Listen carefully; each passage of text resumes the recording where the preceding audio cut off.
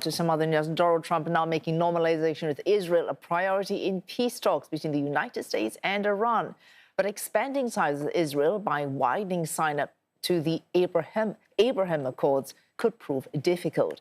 All these accords refer to a set of U.S.-brokered agreements launched during Mr. Trump's first term in office in 2020.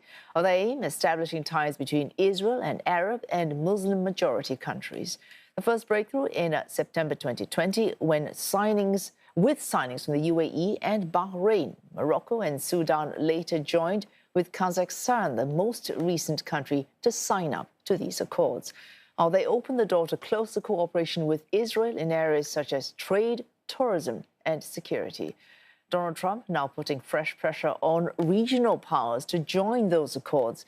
His top priority would be Saudi Arabia, Washington's biggest prize given its political and religious influence across the Arab and Islamic worlds. The U.S. leader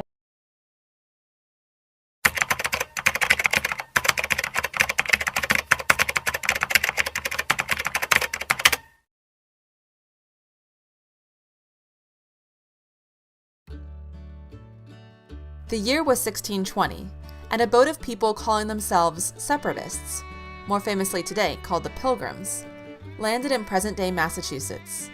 It's a story we think we all know by heart, but it may surprise you to know that your repertoire of knowledge is missing a few key details, like the fact that less than half the people on the Mayflower were actually pilgrims, or that religious freedom wasn't their only motivation for sailing to the New World. Nevertheless, their journey, and subsequent writing of the famous Mayflower Compact, has staked a major spot in American history. Their story is one of hardship and preservation, ideals that inspired countless other early settlers and left a significant mark on the minds of the American people. November 1626. High and mighty lords, yesterday the ship, the Arms of Amsterdam, arrived here. It sailed from New Netherland, out of the river Mauritius, on the 23rd of September. They report that our people are in good spirit and live in peace. The women have also borne some children there. They have purchased the island of Manhattan from the Indians for a value of 60 guilders. It's 11,000 morgens in size. They have had all their grain sowed by the middle of May and reaped by the middle of August. They sent samples of these summer grains: wheat, rye, barley, oats, buckwheat, canary seed, beans, and flax. The cargo of the aforesaid ship is 7,246 beaver skins, 178.5 otter skins, 675 otter skins, 48 mink skins, 36 lynx skins, 33 minks, 34 muskrat skins, many oak timbers and nutwood. Herein, high and mighty lords, be commended to the mercy of the Almighty in Amsterdam, the 5th of November in the year 1626. Your high and mightiness obedient, P. Shagan. And when the sun was going down, a deep sleep fell upon Abram. And lo, an horror of great darkness fell upon him. And he said unto Abram, Know of a surety that thy seed shall be a stranger in a land that is not theirs, and shall serve them, and they shall afflict them 400 years. What if I told you that Yahweh made a 400-year covenant with Abraham, and that another round of 400 years was coming in the last days? Just what if? In reality, Abraham was the founding father of what would become Israel. This was way back at the beginning of Israel. So wouldn't it make sense that another 400 years would be coming at the ending, or I should say, the judgment of Israel? Thus hath the Lord God showed unto me, and behold, a basket of summer fruit. And he said, Amos, what seest thou? And I said, A basket of summer fruit. Then said the Lord unto me, The end is come upon my people of Israel. I will not again pass by them any more. Judgment is nigh and right on top of us, especially with the current Iran war. We are literally watching Daniel 8 take place in the now and now. This being so, how much longer can it be before the curtain is pulled down on this worldwide mess? The Iran war has to be the very thing that kicks it all off. No matter what is being said, the war has to play off as specified in Scripture. Iran will fall, and so will America to Babylon. The big question is, when? It seems to be an endless wait. So before I begin, let us recap yet one more time so that we can see just how close these events are. And he said, Behold, I will make thee know what shall be in the last end of the indignation, for at the time appointed the end shall be. The ram which thou sawest having 2 horns are the kings of Media and Persia, and the rough goat is the king of Grecia, and the great horn that is between his eyes is the first king. The first king was Alexander the Great, as he was the first fulfillment of this prophecy, the first king to fulfill this prophecy. But in the last days, Donald Trump is the current version, as he is beyond the shadow of a doubt the king of fierce countenance. Absolutely. Whoever it is that is bringing Iran down, has to be the goat and the king of fierce countenance. Does not Donald Trump have a fierce look all the time? Let's go on. And through his policy also he shall cause craft to prosper in his hand, and he shall magnify himself in his heart, and he shall magnify himself in his heart. I went to an Ivy League school. I'm very highly educated. I know words. I have the best words. I have the best people. I have the best courses in the world. I just left Trump National Doral in Miami, and it's a great place. I just spent $250 million rebuilding it, making it the best resort in the country. Even the really dishonest press says Trump's people are the most incredible. When it comes to great stakes, I've just raised the stakes. I have so many websites, I have them all over the place. I would build a great wall, and nobody builds walls better than me, believe me. I'm really rich. I'll show you that in a second. So just to finish off, so the polls. So they said best in the military and foreign policy. A lot of people think that I'll be the best in jobs by far. I will be the greatest that God ever created, believe me. And by peace shall destroy many.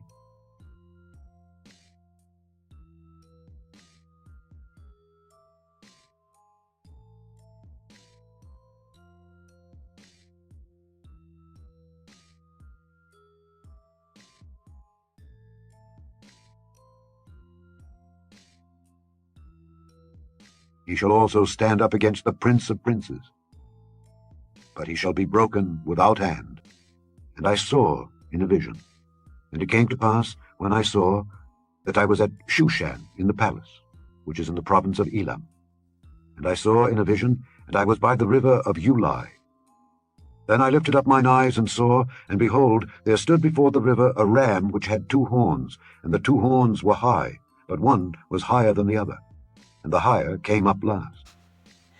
The ram happens to be standing by a river where this vision is taking place, a body of water. This has to be the Strait of Hormuz. It's got Hormuz written all over it. And he came to the ram that had 2 horns, which I had seen standing before the river, and ran unto him in the fury of his power.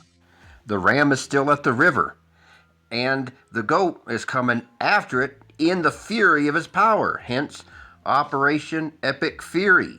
These are not coincidences. And I saw him come close unto the ram, and he was moved with choler against him, and smote the ram, and brake his 2 horns. The United States may launch a new military operation against Iran called Operation Sledgehammer. And smote the ram, and brake his 2 horns. Against Iran called Operation Sledgehammer. And smote the ram, and brake his 2 horns. Reports claim Washington is preparing a larger military campaign if the fragile ceasefire collapses.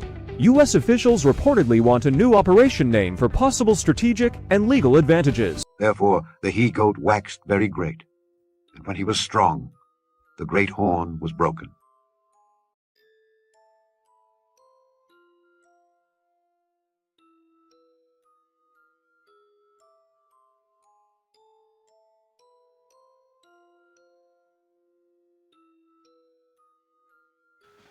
Need I show any more?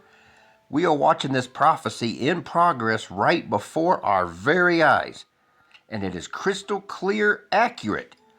That being so, wouldn't that mean that the prophecy must be fulfilled to the max as it is written? Well, of course.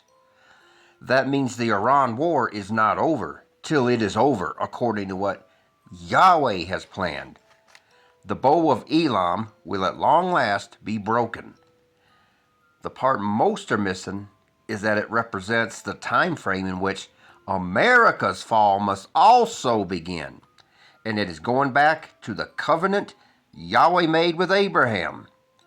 This at first might be a little confusing, so bear with me as I will show where all of this is going. And remember, we will know the end from the beginning. So let us begin. After these things the word of the Lord came unto Abram in a vision, saying, Fear not, Abram, I am thy shield, and thy exceeding great reward. And Abram said, Lord God, what wilt thou give me, seeing I go childless, and the steward of my house is this Eliezer of Damascus? And Abram said, Behold, to me thou hast given no seed, and lo, one born in my house is mine heir. And behold, the word of the Lord came unto him, saying, This shall not be thine heir, but he that shall come forth out of thine own bowels shall be thine heir. And he brought him forth abroad, and said, Look now toward heaven, and tell the stars, if thou be able to number them. And he said unto him, So shall thy seed be. And he believed in the Lord, and he counted it to him for righteousness. And he said unto him, I am the Lord that brought thee out of Ur of the Chaldees to give thee this land to inherit it. And he said, Lord God, whereby shall I know that I shall inherit it? And he said unto him, Take me an heifer of 3 years old, and a she-goat of 3 years old, and a ram of 3 years old, and a turtle dove, and a young pigeon. Here we have a covenant spoken to Abraham. Doesn't sound very important to many people, right? That is until we see a last days repeat. Yet this gets pretty difficult. Now, Abraham didn't even have any children yet. Not even Ishmael yet. Yet he is being shown that his ancestors would spend 400 years inside a period of affliction. And oh yes, there are several ways of taking this, such as, when did the 400 years actually begin? Yet this covenant was about the beginning of Israel from Abraham. And during this vision, Abraham offers up several different animals.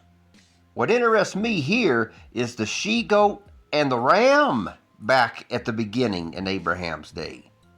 Now in 2026, we have the he-goat of Trump versus the ram, Elam, of Iran. And now we are at the end of 400 years. My question is, what day of the year was this covenant made? I have my guess, but hold on, we are not there yet, as we move on with the rest of the story and figure more out. And he took unto him all these, and divided them in the midst, and laid each piece one against another, but the birds divided he not. And when the fowls came down upon the carcasses, Abram drove them away. And when the sun was going down, a deep sleep fell upon Abram. And lo, an horror of great darkness fell upon him.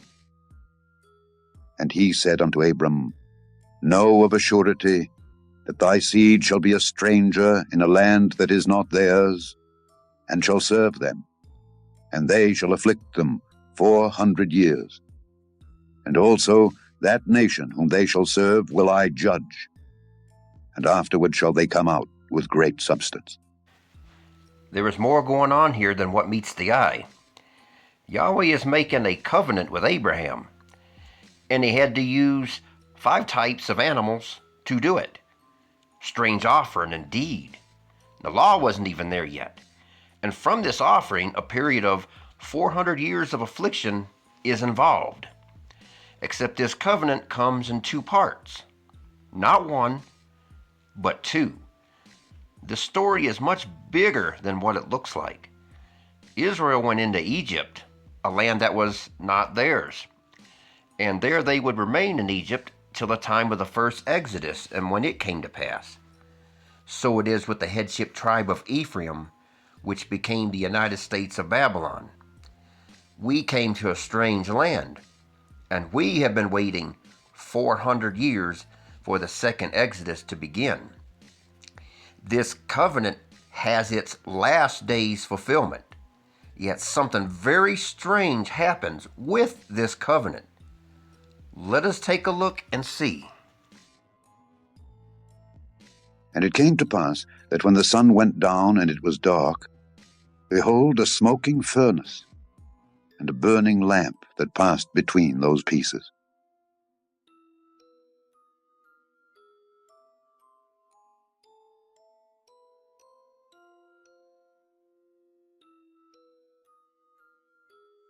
For in 1 hour so great riches is come to naught.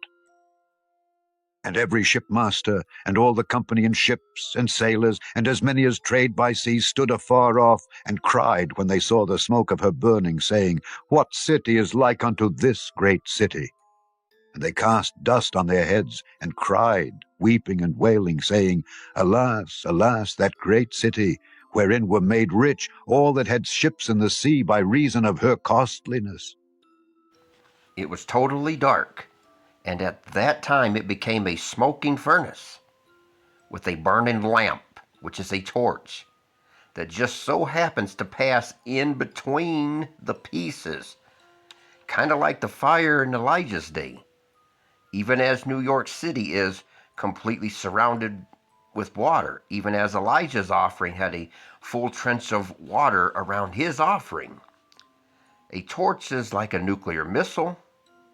Or am I getting too crazy?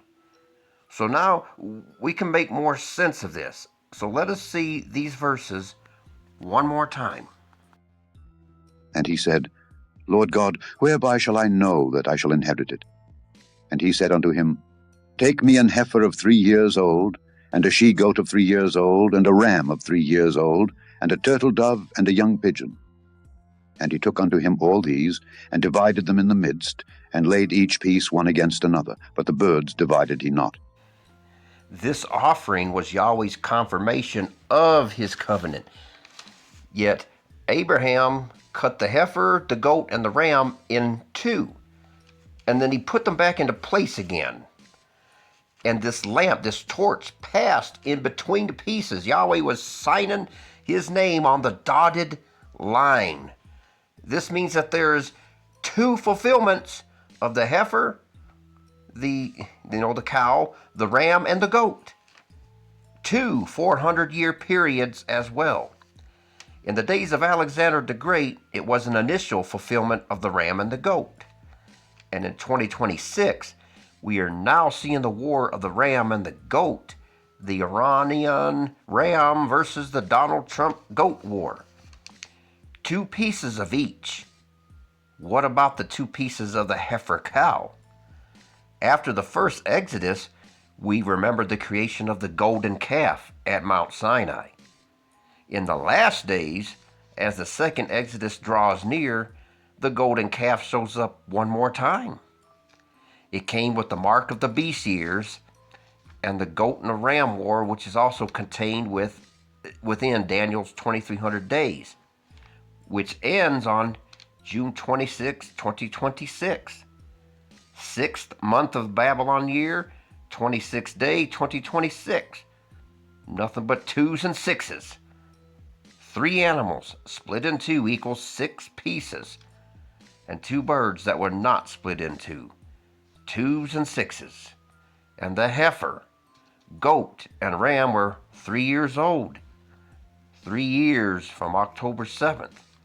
That is 3 3s. In case of the golden calf in the last days, it's 3 6s. 666. So when the COVID-19 shots came, so came their counterfeit Messiah to save them from a pre-planned pandemic. The word vaccine comes from the word vacca, V-A-C-C-A, which means cow. The word COVID is from corvid, which the family of birds called the ravens and crows comes from. So from 2020 to 2026, we have the 2300 days. We have the mark of the beast years that ends on June 26, 2026. You might be thinking that I'm trying too hard, but I am not. Now, what about the turtle dove and the young pigeon? What might be the story on this? And to offer a sacrifice, according to that which is said in the law of the Lord, a pair of turtle doves or 2 young pigeons. The flowers appear on the earth. The time of the singing of birds is come, and the voice of the turtle is heard in our land. And he shall present it before the Lord, and the priest shall make atonement for her, and shall purge her from the fountain of her blood. This is the law of her who bears a male or a female. And if she can't afford a lamb, then shall she take 2 turtle doves or 2 young pigeons, one for a whole burnt offering, and one for a sin offering. And the priest shall make atonement for her, and she shall be purified. O deliver not the soul of thy turtle dove unto the multitude of the wicked. Forget not the congregation of thy poor forever. Have respect unto the covenant. For the dark places of the earth are fully of the habitations of cruelty.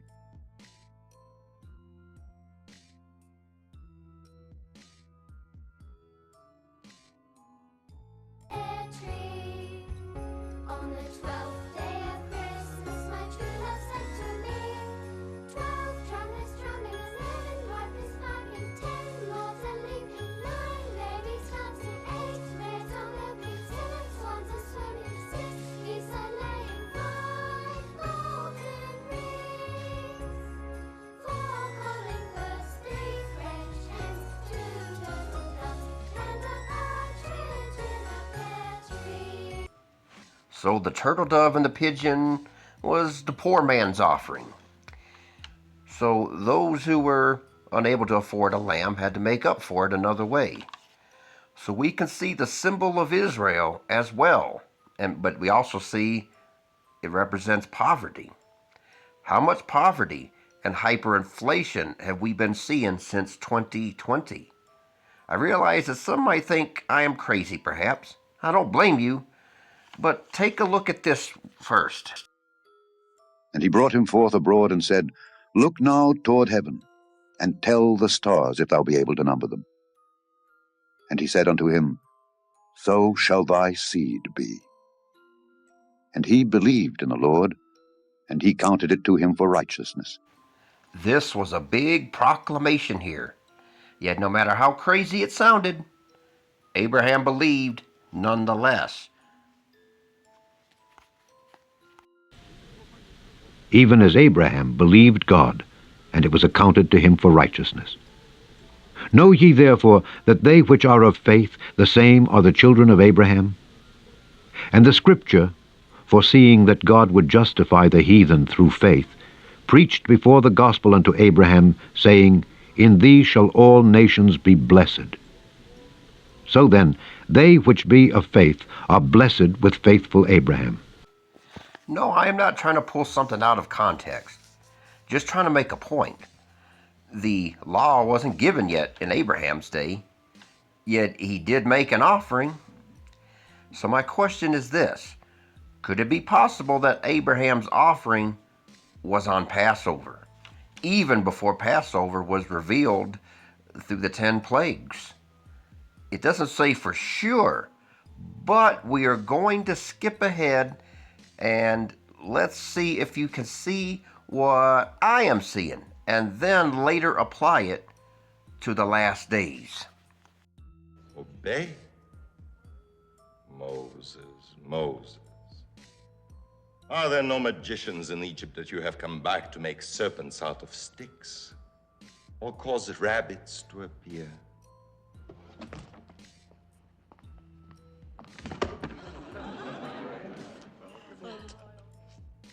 I will give your staff a greater wonder to perform. Bear it before your idle people, and bid them make bricks without straw. How can people make bricks without straw? Let his staff provide them with it. Or let them glean straw in the fields for themselves.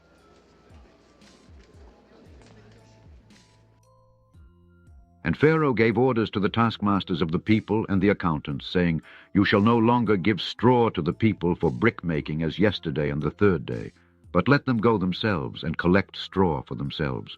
And you shall impose on them daily the rate of brick-making which they perform. You shall not abate anything, for they are idle. Therefore have they cried, saying, Let us arise and do sacrifice to our God. Let the works of these men be made grievous, and let them care for these things, and not care for vain words. And the taskmasters and the accountants hastened them, and they spoke to the people, saying, Thus says Pharaoh, I will give you straw no longer. Go you yourselves, get for yourselves straw wherever you can find it, for nothing is diminished from your rate. And from Amazon to your local grocer, U.S. businesses are changing strategies to handle increased demand during the coronavirus pandemic. Business and technology correspondent Jolene Kent joins us now from Los Angeles. Joe, we're certainly practicing this social distancing. How are you doing? We are. I'm well, Dr. Torres. How are you? I'm doing well. Now, Amazon, we talked about, they're hiring 100,000 workers amid the crisis here. Problem is, they're going to be in warehouses. What can workers do to avoid getting infected inside those warehouses? Bricks without straw. Pay all the bills with whatever straw people can get a hold of. Yet the people are still expected, even in 26, to maintain their lives. And even though the inflation started in 2020 and has only gotten worse and worse, today's economic judgments is a reaping of what was sown. The days of prosperity back in the 1600s are long gone.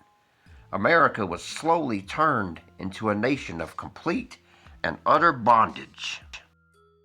Woe to the rebellious children, saith the Lord, that take counsel, but not of me, and that cover with a covering, but not of my spirit, that they may add sin to sin, that walk to go down into Egypt, and have not asked at my mouth, to strengthen themselves in the strength of Pharaoh, and to trust in the shadow of Egypt. And how many covered themselves with the COVID vaccines? But back then, a covenant was made with Abraham, and he made his offering. It all began with the price being paid, even as a price was paid in America the Babylon. But there was another price that came along with the covenant with Abraham, a price that was paid at a specific time for a specific reason. And it came to pass at the end of the 430 years, even the selfsame day it came to pass, that all the hosts of the Lord went out from the land of Egypt. It is a night to be much observed unto the Lord for bringing them out from the land of Egypt. This is that night of the Lord to be observed of all the children of Israel in their generations. And the Lord said unto Moses and Aaron, This is the ordinance of the Passover. There shall no stranger eat thereof. Here it says 430 years and not 400. So which is it? I know this is very hard. But is it both? Okay, the 400 years, he says it was a span of time that at some point the affliction began, and it ended with the Exodus. So not necessarily 400 years of absolute affliction. Israel wasn't, okay one day, and the very next day they were making bricks with straw under the taskmaster's whip. Just like America the Babylon, it had to start somewhere, and then got worse and worse until it was an absolute bondage, even as in America the Babylon. So the 400 years was a length of time in which the bondage would start and work its way through. But what about the 430 years? I don't claim to have it all perfect, but I want to show things that simply that cannot be ignored. In the verses I just showed, the exodus out of Egypt began on the same day that the 430 years began. So how are we to take this? Are you curious? They left on the same day of the year that the 430 years began. And it was on the first day unleavened bread that they were leaving, which means that the 430 years began at a Passover exactly 430 years earlier. Now part of this is theory, but others parts is not. So let us take a look at a big deal as the Exodus began and draw it from there. And Joseph took an oath of the children of Israel, saying, God will surely visit you, and ye shall carry up my bones from hence. And Moses took the bones of Joseph with him, for he had solemnly adjured the children of Israel, saying, God will surely visit you, and you shall carry up my bones hence with you. If we walk past Joseph, then we cannot see the bigger picture.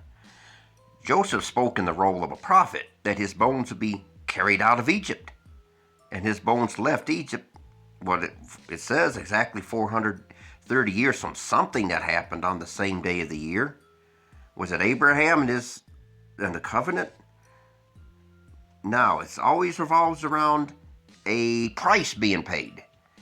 Joseph was the first one put into bondage in Egypt. He was the first to be in a land that was not his, as spoken to Abraham. When we read the first 6 books of the Bible, we do not hear much about his bones. And Joseph's bones, which the Israelites had brought up from Egypt, were buried at Shechem in the tract of land that Jacob bought for 100 pieces of silver from the sons of Hamor, the father of Shechem. This became the inheritance of Joseph's descendants. That is a long time for Joseph's bones to be returned into his own land. Moses and Israel wandered for 40 years in the wilderness, and the best guess for the length of time in the book of Joshua is 20 to 30 years, according to the experts, the scholars. So 430 plus 40 plus 30, let's say, give or take, is approximately 500 years from when the 430 years began. Now notice this. So Joseph died, being 110 years old, and they embalmed him, and he was put in a coffin in Egypt. And Joshua said to the people, Behold, this stone shall be among you for a witness, for it has heard all the words that have been spoken to it by the Lord. For he has spoken to you this day. And this stone shall be among you for a witness in the last days. And this stone shall be among you for a witness in the last days. And this stone shall be among you for a witness in the last days, whenever you shall deal falsely with the Lord my God. And Joshua dismissed the people, and they went every man to his place. And it came to pass after these things, that Joshua the son of Nun, the servant of the Lord, died at the age of 110 years. The man Joshua, who finally buried Joseph, who died at 110 years old, dies himself at 110 years old.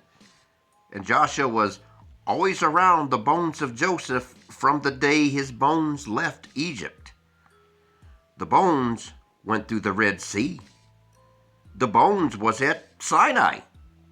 The bones crossed the Jordan River.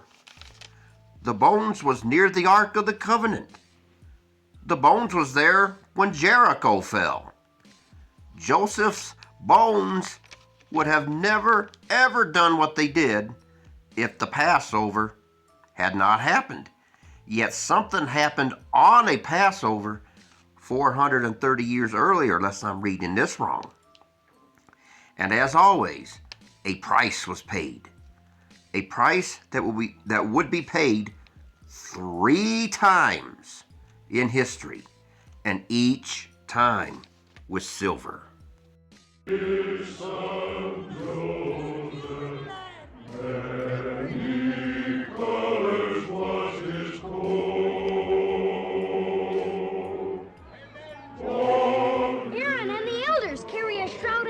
Grandfather? They bear the bones of Joseph to rest in his own land.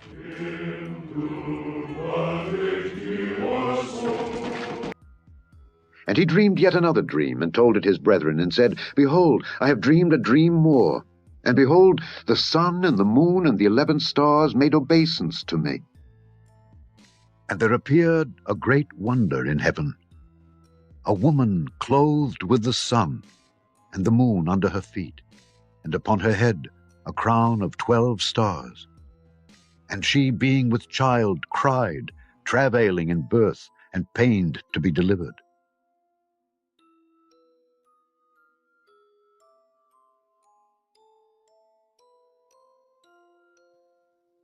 And Reuben heard it, and he delivered him out of their hands, and said, Let us not kill him.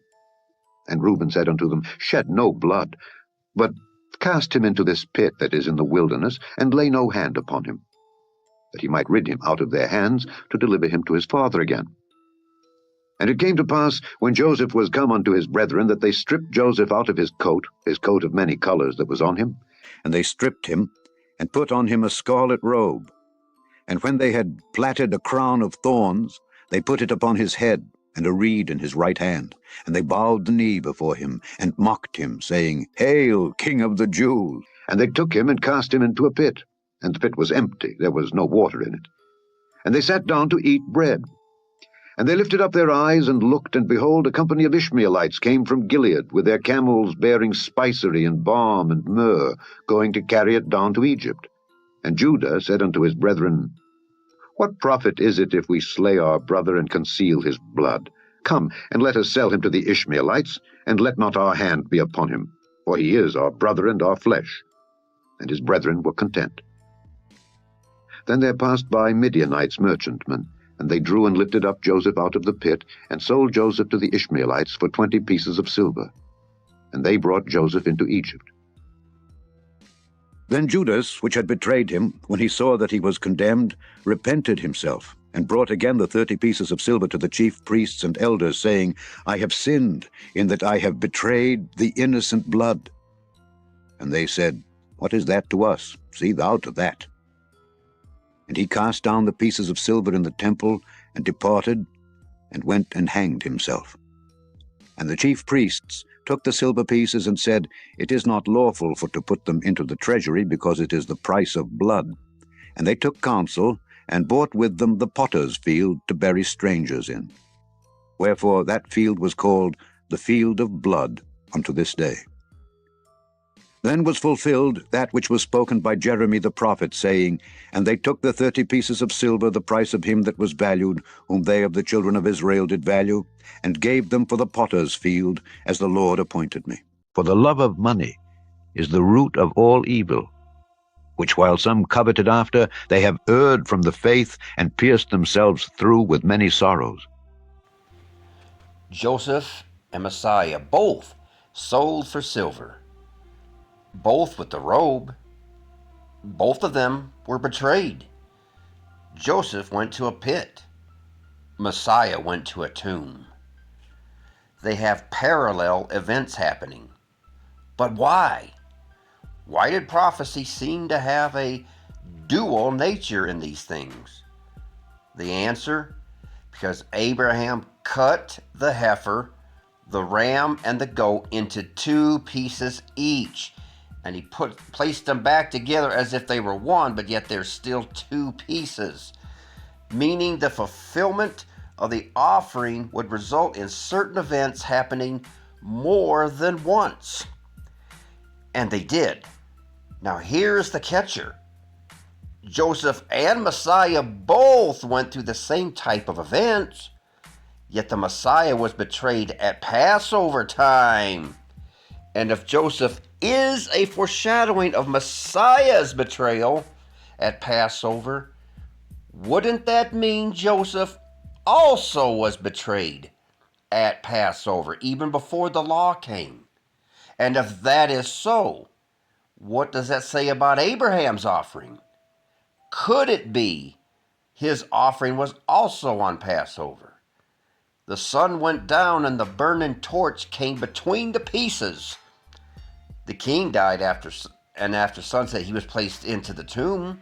And if certain events are fulfilled twice, then what does that say about the 400 years? One at the beginning and another at the end. So if we add it up, let's just say for experimental reasons, Joseph was sold for 20 pieces of silver. The Messiah was sold for 30 pieces of silver. And Joseph's burying place was bought with 100 pieces of silver. That makes it a grand total of 150 pieces of silver. And we all know what 150 stands for.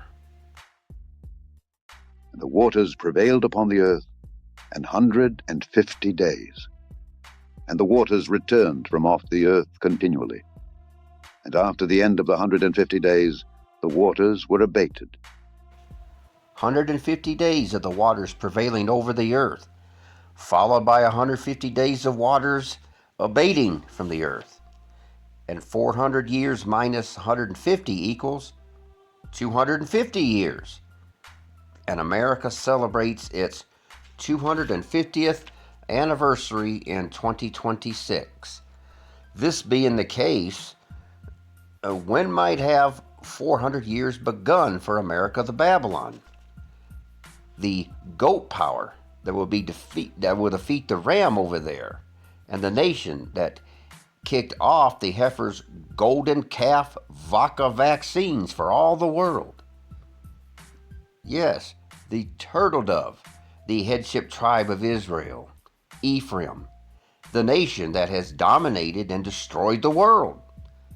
I do not claim to know all of the history, but I know just enough that I can see the prophetic hand of Yahweh moving, and he did. And of course, it was the British Kingdom, which is the tribe of Manasseh, that came first, even as prophesied by Jacob. Your mother shall be sore confounded. She that bare you shall be ashamed. Behold, the hindermost of the nations shall be a wilderness, a dry land, and a desert. Because of the wrath of the Lord it shall not be inhabited, but it shall be wholly desolate. Every one that goeth by Babylon shall be astonished, and hiss at all her plagues. At the noise of the taking of Babylon the earth is moved, and the cry is heard among the nations. Which superpower is the hindermost? Or we could say the newest nation, except it be America the Babylon.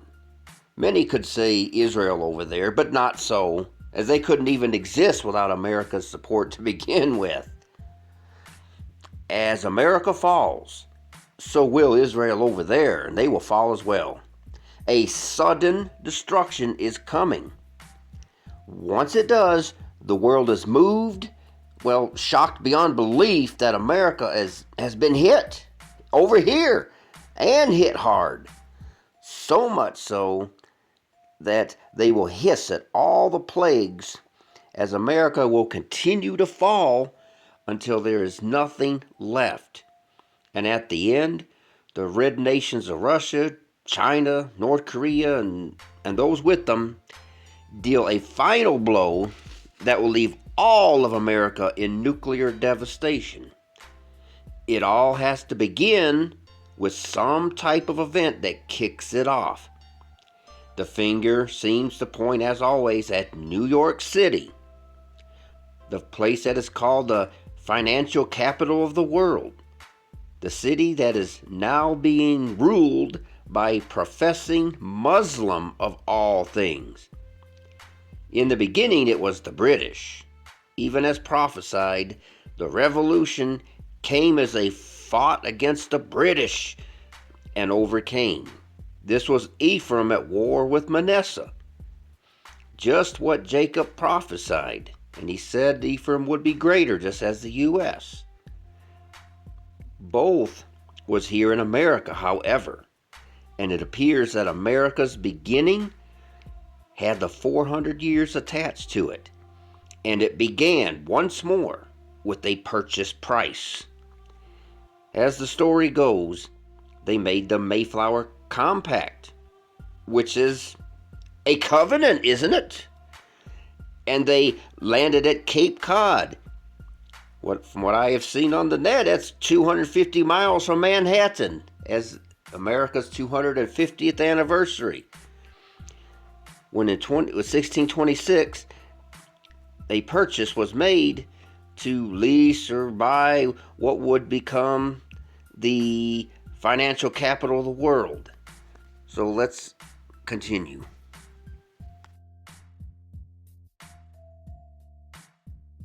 Manhattan is a large island in New York City, but it is also a delicious cocktail. 2 parts whiskey, 1 part sweet vermouth, and a dash of bitters. In 1626, Dutch settlers I said 1626.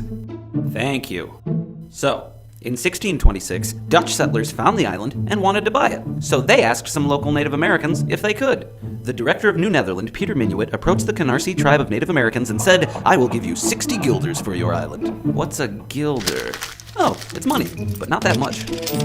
Anyway, the Canarsie tribe gladly sold the island to the Dutch, because it wasn't theirs to sell. The Wekuskiks inhabited most of the land, and technically, it was theirs. They were furious, but it was too late. The Dutch had already taken hold of a majority of the island.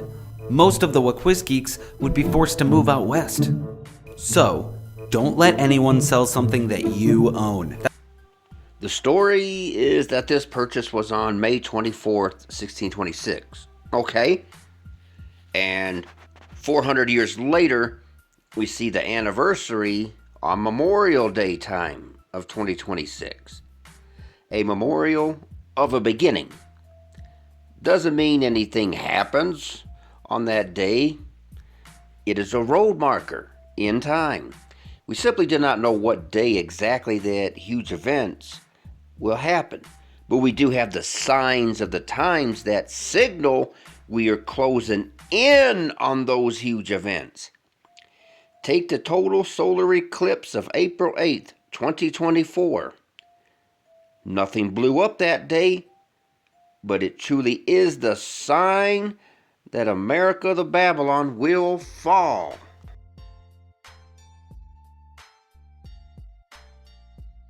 Are you excited about the total solar eclipse that will happen on April 8th, 2024? Well, there's a place in Illinois that's particularly significant because it will be the location where the sun will be completely covered by the moon.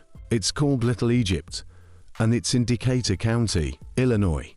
According to legend, the name Little Egypt came from the fact that Native American hunters would live there and use the area as a hunting refuge.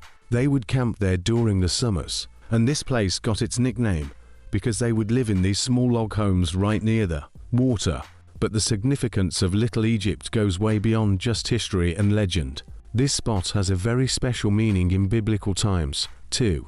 It's where the tribe of Joseph's sons lived after he was sold into slavery by his brothers. Genesis 45 tells us that Joseph's family was placed in the land of Goshen, and from there, they eventually moved to the land of Egypt, which is now the southern part of Egypt.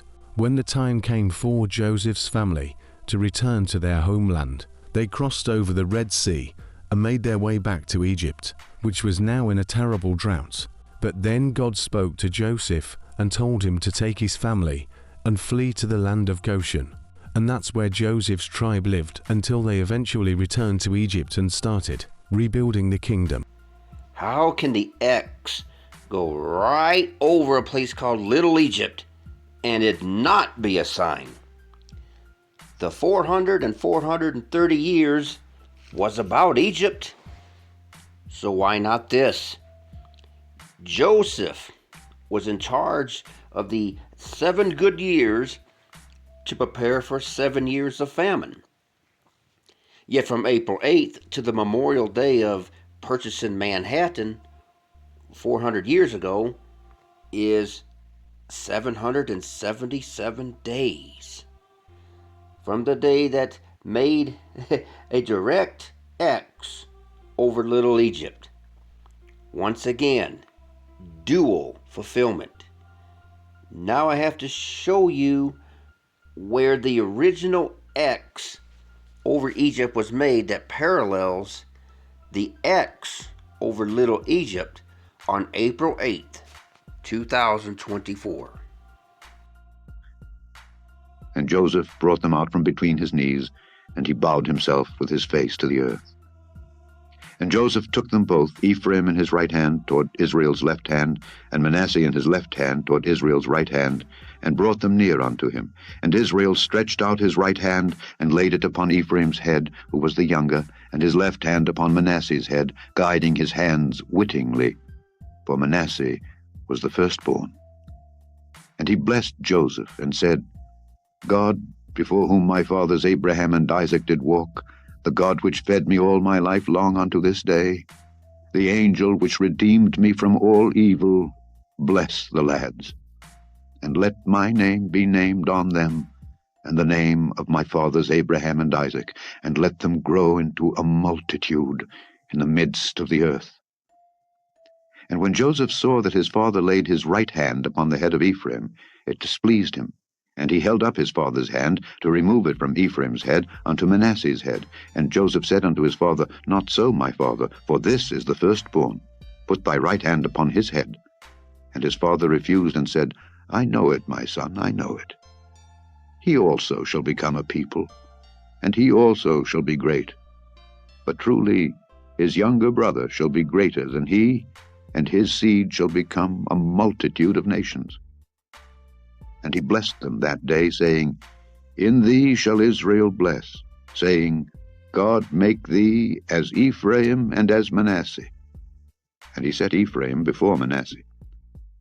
And Israel said unto Joseph, Behold, I die, but God shall be with you, and bring you again unto the land of your fathers.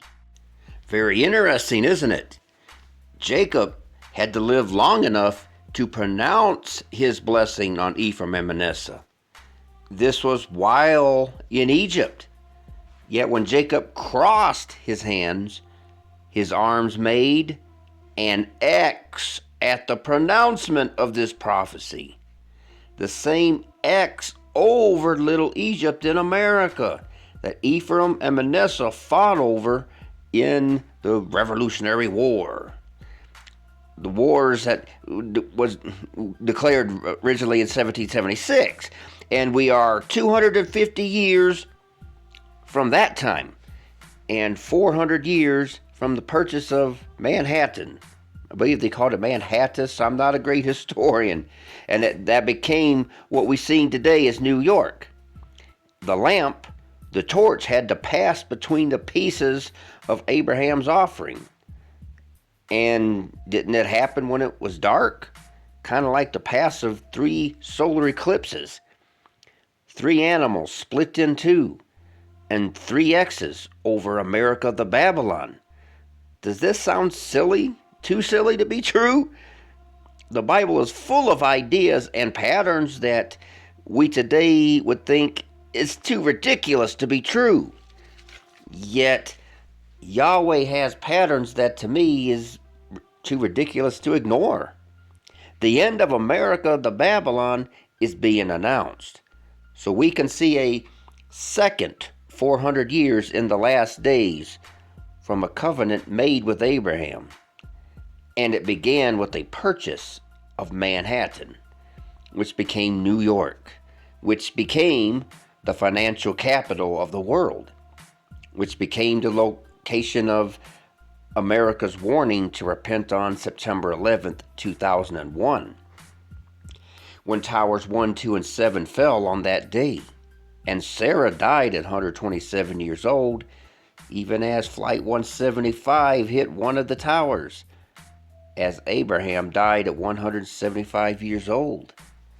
And the agreed upon date of the Manhattan purchase, lease, or whatever you want to call it, or whatnot, is May 24th, 1626. And May 24, 2026 is Memorial Day year 400 years later, the weekend of Memorial Day. So the Manhattan purchase was made with a pile of goods. But let's hear this one more time. They have purchased the island of Manhattan from the Indians for a value of 60 guilders. It's 11,000 morgens in size.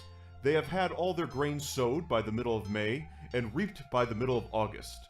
They sent samples of these summer grains: wheat, rye, barley, oats, buckwheat, canary seed, beans, and flax. The cargo of the aforesaid ship is 7,246 beaver skins, 178.5 otter skins, 675 otter skins, 48 mink skins, 36 lynx skins, 33 minks, 34 muskrat skins, many oak timbers and nutwood. Herein, high and mighty lords, be commended to the mercy of the Almighty in Amsterdam, the 5th of November in the year 1626. That is all sorts of things to get a hold of Manhattan. Into New York City of Wall Street, the trade of every kind of goods is going on that we can possibly think of. It's actually up to 50,702. So that's as of about 12 minutes ago. Now, who knows? But I think it can only go up. I think with you, it's only going to go up. That was a number that nobody thought was reachable during my entire 4 years. If you look at some of the great pundits, they said, well, 50,000 would be impossible during the 4 years. But And of course, even at a time of war, the stock market reached its highest point ever at the end of 400 years, of course. So before I close this one out, is there something else that points right at a second 400 years? You decide. I already have. The 400-year covenant was made with Abraham. And right smack at the end of 400 years from the Manhattan Purchase to the day, I believe, but right smack on, the King of Fierce Countenance made a declaration that unless many sign a treaty, then all-out war will resume again. Donald Trump has proclaimed that unless others sign on to the Abraham Accords, then war will resume. And in the latter time of their kingdom, when the transgressors are come to the full, a king of fierce countenance and understanding dark sentences shall stand up, and his power shall be mighty, but not by his own power. And he shall destroy wonderfully, and shall prosper, and practice, and shall destroy the mighty and the holy people. And through his policy also he shall cause craft to prosper in his hand. And he shall magnify himself in his heart, and by peace shall destroy many. Despite mounting pressure from Donald Trump to dramatically expand the Abraham Accords, Saudi Arabia is making one thing unmistakably clear. There will be no normalization with Israel without a Palestinian state. And by peace shall destroy many. President Trump is also calling on several Middle Eastern countries, including Iran, to sign a peace deal to join the Abraham Accords. Immediately sign the Abraham Accords. And by peace shall destroy many. Will sign a treaty of peace, diplomatic relations, and full normalization. They will each sign 3 copies, one in English, Hebrew, and Arabic. Well, we understand that Trump told 6 Muslim countries that they should join the Abraham Accord. And by peace shall destroy many. War taking place in Qatar. President Trump saying the negotiations are proceeding nicely. And overnight, the Secretary of State, Marco Rubio. A requirement for several additional Middle Eastern countries to join the Abraham Accords. Abraham Accords. Abraham Accords.